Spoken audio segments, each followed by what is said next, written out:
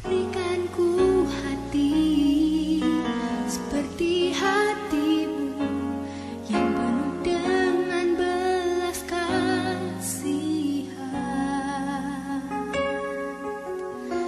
Berikan ku mata seperti matamu, memandang tuayan di sekelilingku. Berikan ku tanganmu untuk melakukan tugasmu. Berikan ku kakimu melangkah dalam rencanamu. Berikan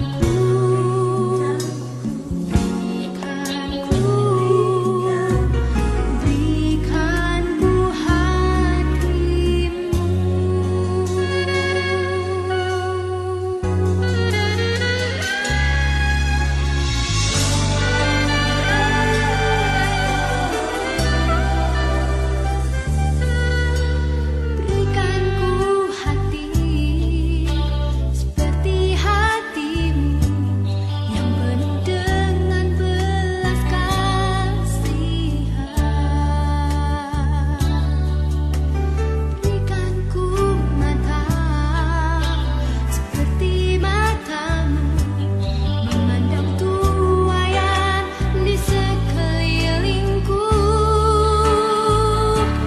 Berikan ku tanganmu untuk melakukan tugasmu.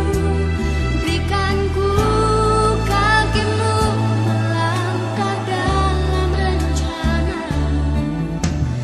Berikan ku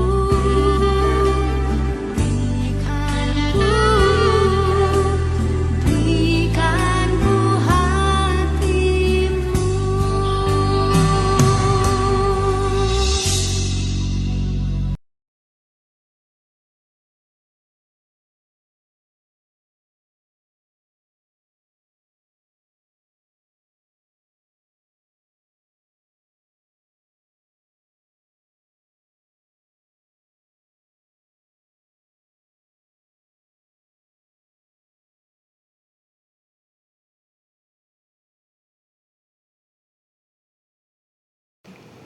Shalom, jemaat yang dikasihi oleh Tuhan. Kita berjumpa kembali di dalam ibadah hari ini, secara khusus di dalam ibadah Hari Kebangkitan Kristus. Sebelum kita bersama-sama akan mendengarkan firman Tuhan, mari berjabat tangan dengan saudara di sebelah kanan atau kiri saudara. Katakan, Yesus sudah bangkit. Ada pengharapan yang baru di dalam Kristus. Hari ini kita akan bersama-sama mendengarkan firman Tuhan dengan tema Yesus Kristus, teladan kerendahan hati. Kerendahan hati bertolak belakang dengan kesombongan. Kesombongan membawa kehancuran. Saudara melihat kisah Lucifer di dalam Alkitab. Di dalam kitab Yesaya dikatakan, Lucifer ini memiliki keinginan untuk menjadi hebat, menjadi tinggi. Ya, dikatakan dia berkata di dalam hatinya, aku hendak naik ke langit. Aku hendak mendirikan tahta mengatasi bintang-bintang Allah. Aku hendak duduk di atas bukit pertemuan. Aku hendak mengatasi ketinggian awan. Dan akhirnya dia katakan, aku hendak menyamai yang maha tinggi. Siapa yang maha tinggi? Dia adalah pribadi Allah sendiri. Akibat kesombongan Lucifer, karena dia merasa dirinya sudah hebat, dia mampu, akhirnya dia dikatakan dibuang oleh Allah. Yang kedua adalah contoh dari Raja Nebukadnezar. Raja Nebukadnezar ini pada zamannya dia adalah raja yang sangat berjaya. Kerajaannya luar biasa, dia memiliki kedudukan, dia memiliki kehormatan, dia memiliki kekayaan. Sehingga timbullah di dalam hatinya dia menjadi sombong. Lalu dia memerintahkan supaya orang membuat patungnya patung emas, dan supaya orang datang menyembahnya. Dan akhir semuanya itu, Nebukadnezar pun mengalami kehancuran. Saudaraku yang kasih di dalam Tuhan, memang kesombongan itu membawa kehancuran, baik di dalam keluarga, baik di dalam satu komunitas, bahkan jika ada kesombongan itu pun bisa menghancurkan gereja dan pelayanan. Sebab itu mari kita bersama-sama belajar pada hari ini teladan Yesus tentang kerendahan hati. Nah, apa sih sebenarnya kerendahan hati itu? Di dalam bahasa Inggris, kata kerendahan hati ini dimulai dengan kata dasar yaitu humus, dari kata humility, yang berarti tanah, yang bisa berarti bumi, yang bisa berarti meniarap. Nah, kalau saya memberikan suatu pengertian, jadi kerendahan hati adalah suatu kesadaran diri kita tentang siapa kita sesungguhnya. Kita ini hanyalah makhluk yang berasal dari debu, berasal dari tanah, yang kotor, yang busuk, manusia berdosa, manusia tidak berarti, manusia terbatas dan rentan, manusia yang lemah, manusia yang tidak mampu. Tetapi hanya anugerah Allah, debu yang tidak ada artinya itu diberikan napas kehidupan. Sehingga kalau kita ada sampai hari ini, itu semua oleh karena anugerah Tuhan. Nah, saudaraku yang kasih di dalam Tuhan, apa teladan daripada Tuhan kita Yesus Kristus tentang kerendahan hati? Kita mau melihat di dalam Yohanes pasal 13.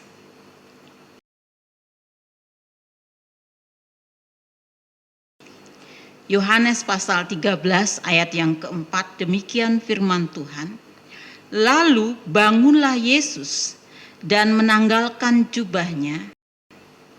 Ia mengambil sehelai kain lenan dan mengikatkannya pada pinggangnya.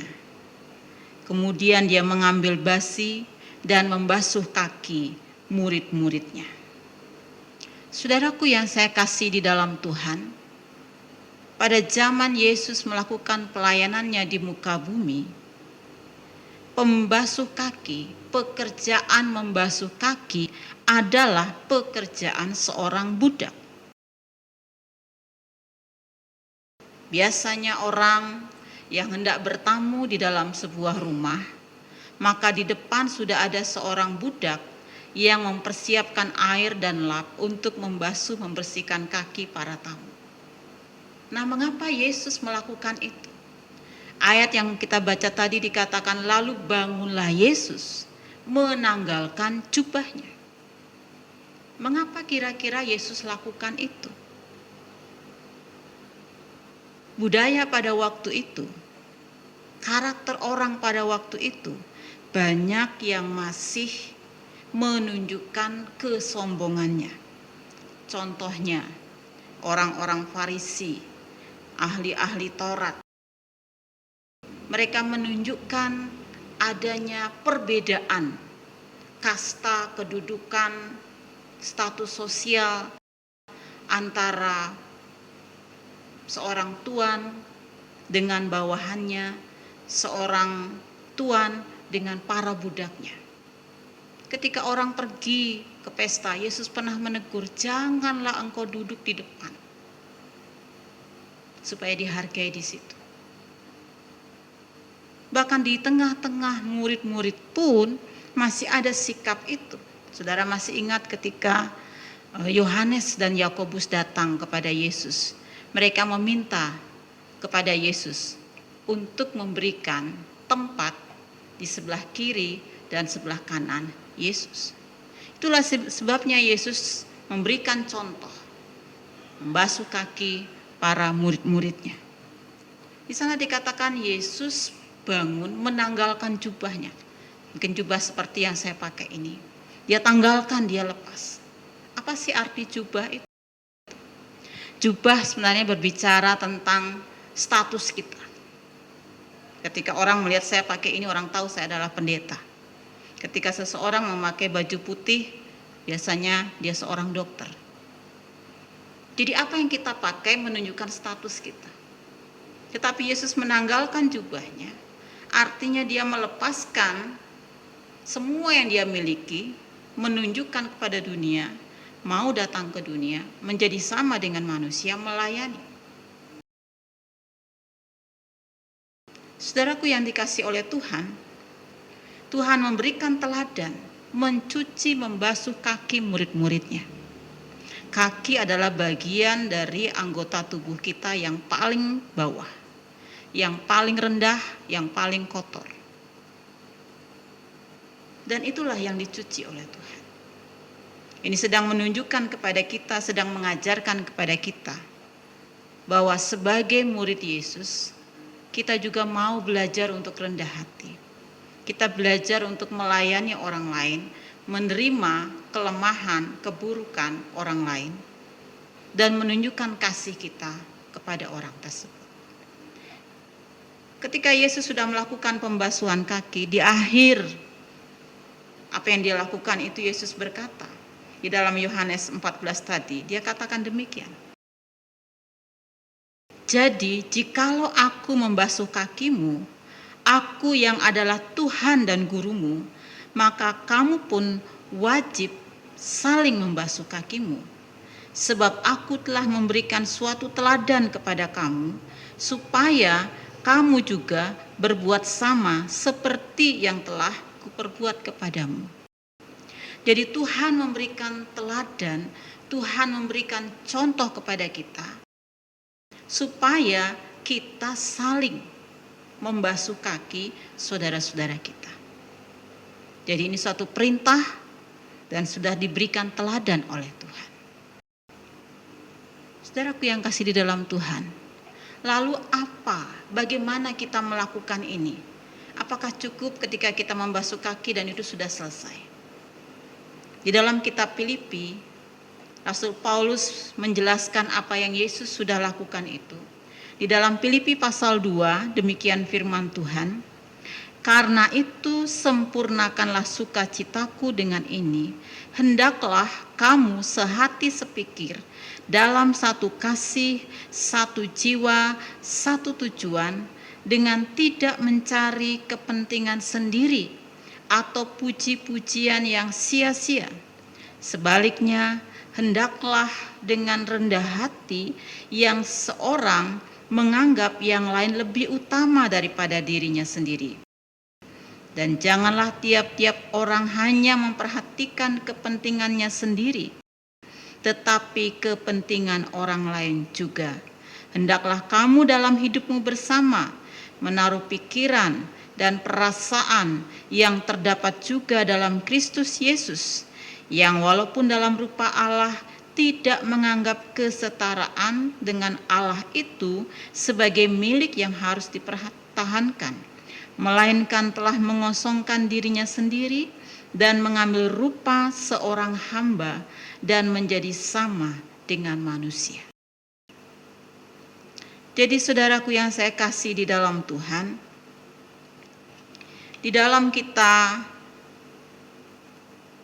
mengenang akan kasih Tuhan lewat perayaan Jumat Agung dan Paskah ini, mari kita belajar melakukan firman Tuhan, meneladani apa yang sudah Tuhan Yesus lakukan, yaitu dengan hidup sehati sepikir dalam kasih. Hidup sehati sepikir dalam kasih. Karena kalau saudara membaca di dalam 1 Korintus 13, salah satu ciri definisi dari kasih itu adalah tidak sombong, tidak memegahkan diri. Nah, bagaimana caranya supaya kita hidup sehati sepikir dalam kasih dengan orang-orang yang ada di sekitar kita? Di dalam Filipi tadi dikatakan, supaya kita tidak mencari kepentingan kita sendiri. Zaman sekarang ada banyak orang yang lebih mementingkan kepentingannya sendiri. Contohnya, Banyak orang yang hari-hari ini menimbun sembako, masker, menjual masker dengan cara menipu. Karena hanya memikirkan kepentingannya sendiri. Nah, bagaimana kita sebagai umat percaya, orang-orang percaya, murid Yesus, kita menunjukkan kasih kita kepada orang di sekitar kita. Maukah kita berbagi dengan orang-orang di sekitar kita, tidak hanya memikirkan kepentingan kita sendiri. Yang kedua dikatakan bagaimana kita hidup sehati sepikir dalam kasih, yaitu tidak mencari pujian yang sia-sia. Memang kita paling senang dipuji orang. Kita paling senang disanjung orang, dinilai orang baik, tidak salah. Tetapi kalau kita mencari pujian yang sia-sia, ini yang kita membuat kita salah. Kita menjadi sombong dan angkuh dan kita lupa akhirnya kita bisa jatuh di dalam kesombongan. Dan yang ketiga, bagaimana supaya kita hidup sehati sepikir, yaitu tidak memikirkan kepentingan diri sendiri saja, tetapi memperhatikan orang lain. Nah, bagaimana di dalam situasi saat ini ketika kita diminta diam saja di rumah supaya kita tidak egois. Ketika kita keluyuran di mana-mana, ketika kita mengumbar keinginan kita, sebenarnya kita sedang memperhatikan diri kita sendiri dan kita tidak memikirkan orang lain. Bapak, Ibu, Saudara yang saya kasih di dalam Tuhan, mari kita mengenang pengorbanan Yesus di kayu salib. Dia sudah memberikan teladan kerendahan hati kepada kita. Dia sudah memberikan contoh kepada kita. Mari kita belajar untuk melakukannya di dalam kehidupan kita sehari-hari. Mungkin sekian minggu kita sudah tinggal di rumah, kita bosan, bisa jadi terjadi konflik di antara kita satu dengan yang lain. Mungkin kita sudah mulai ada gesekan-gesekan satu dengan yang lain, karena tidak ada komunikasi yang baik. Mungkin selama ini komunikasi kita hanya lewat udara, dan kita tidak bisa mengungkapkan sesuatu fakta dengan lugas. Sebab itu mari kita merefleksikan diri kita masing-masing. Di tengah-tengah keluarga di mana kita berada, supaya kita belajar untuk merendahkan diri. Saya mendorong setiap jemaat setelah kita mendengarkan firman Tuhan, baik kalau saudara di tengah-tengah keluarga saling membasuh kaki.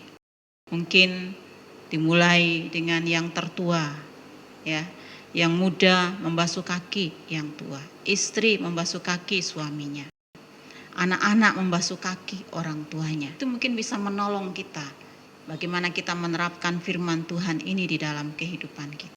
Saudaraku yang kekasih di dalam Tuhan, biarlah kebenaran firman Tuhan yang kita dengarkan pagi hari ini menolong kita supaya kita menjadi terang Tuhan, menjadi saksi Tuhan tengah dunia ini untuk melakukan firman Tuhan, meneladani Tuhan kita, belajar hidup di dalam kerendahan hati. Amin firman Tuhan. Mari kita berdoa. Terima kasih Tuhan atas kebenaran firman Tuhan yang kami dengar pagi ini. Hari ini kami belajar mengingat lagi apa yang Tuhan sudah lakukan.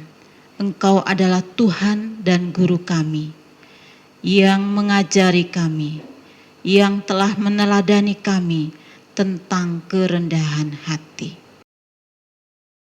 Kami sadar di waktu-waktu yang lalu, kami hidup di dalam keangkuhan, kami hidup di dalam kesombongan, kami hidup di dalam mementingkan diri sendiri.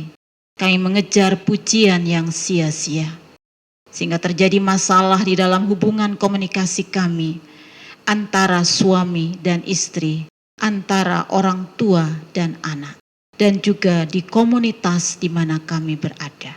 Kami datang pada Engkau pagi ini Tuhan, ampuni setiap dosa pelanggaran kami. Berikan kami kasih-Mu Tuhan, untuk kami belajar rendah hati. Terima kasih Tuhan, hamba-Mu berdoa, Tuhan memberkati seluruh sidang jemaat-Mu, supaya Tuhan melindungi, menjagai, memberikan damai sejahtera yang daripada Tuhan. Terpujilah nama-Mu, dalam nama Tuhan Yesus Kristus kami boleh berdoa. Haleluya. Amin.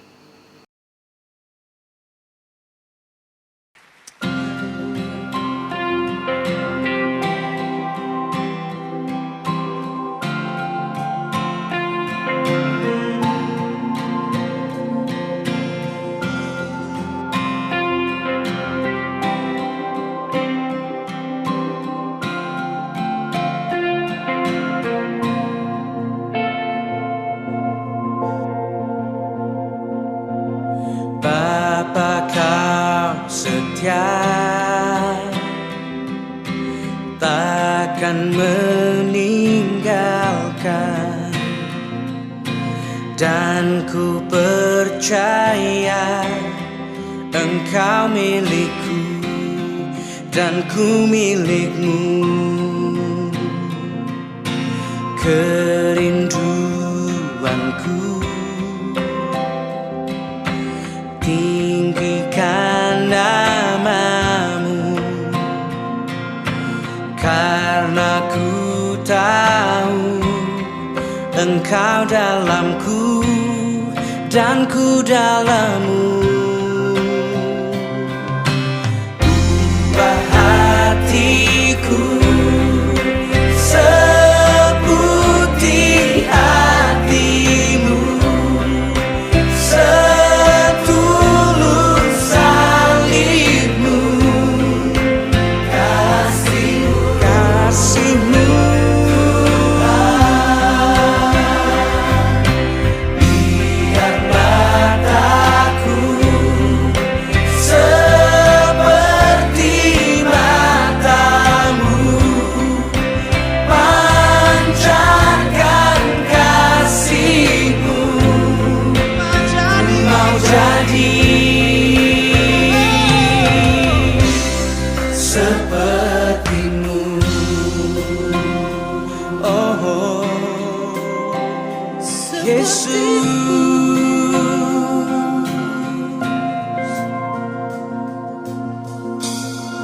Sing this song together.